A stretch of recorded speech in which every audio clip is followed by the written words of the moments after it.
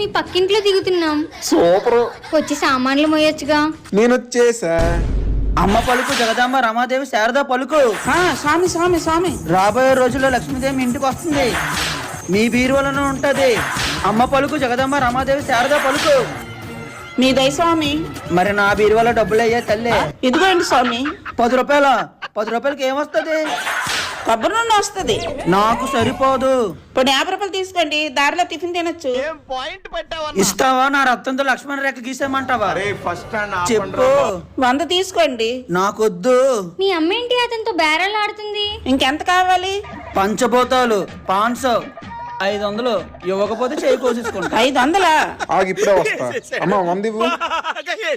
ఇప్పుడేం చేస్తాడు స్వామి. Hero? Will he give up?